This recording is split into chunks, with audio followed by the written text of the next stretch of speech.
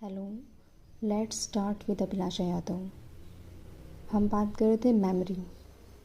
Memory is the faculty of the brain by which data और information is encoded, stored and retrieved when needed.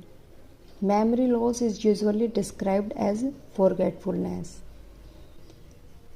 Memory के different psychologist ने different model बताए हैं कि किस तरह से मेमोरी की प्रोसेसिंग होती है।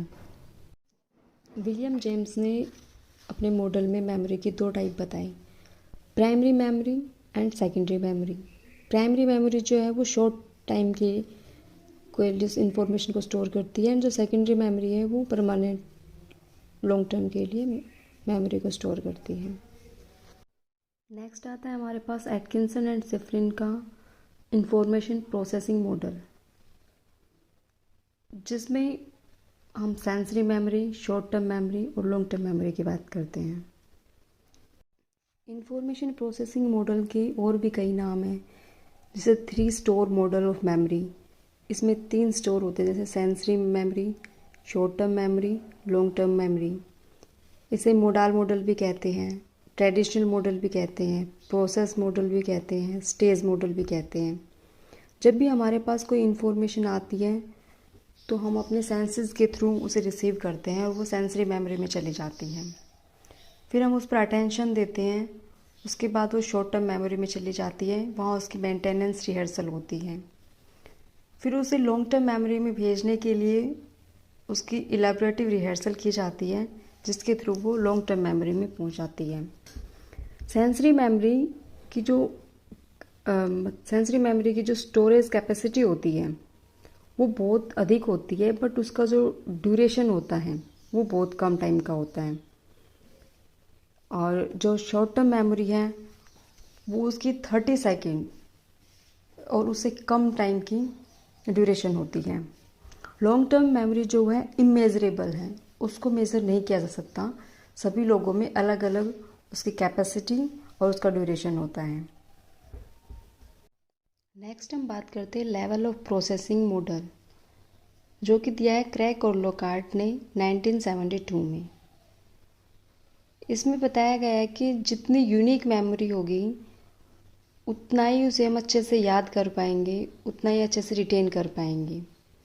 इसमें 2 मेन फैक्टर होते हैं जो बहुत मैटर करते हैं, डिस्टिंक्टिवनेस और इलॉबरेटिवली प्रोसेसिंग।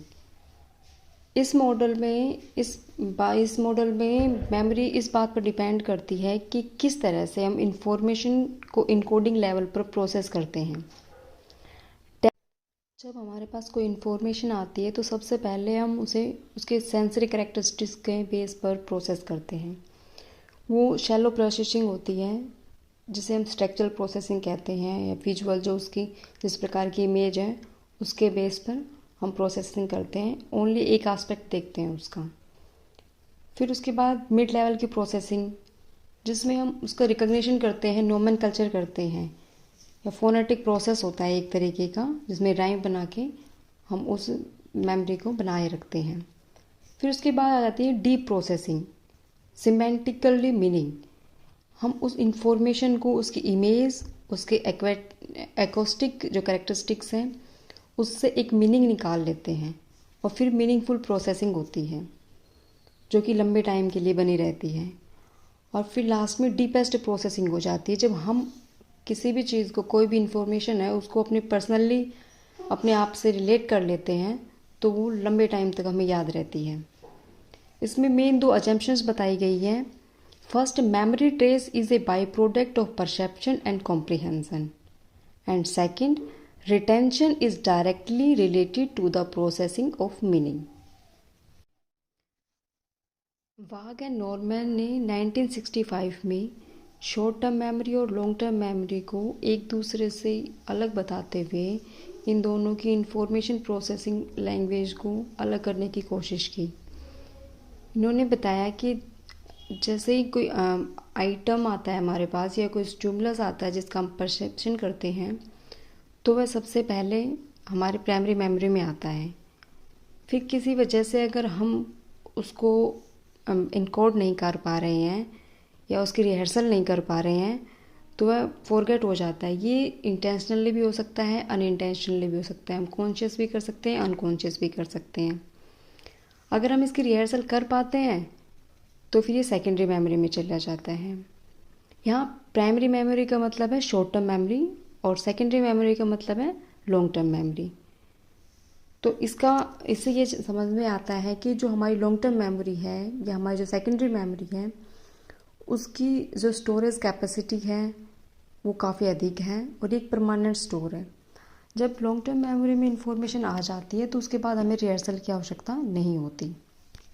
वाग नॉर्मन मॉडल में इंफॉर्मेशन का फ्लो कैसे होता है?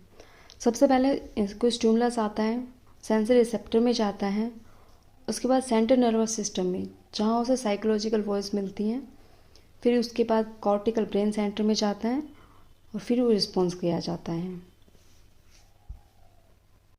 Thank you.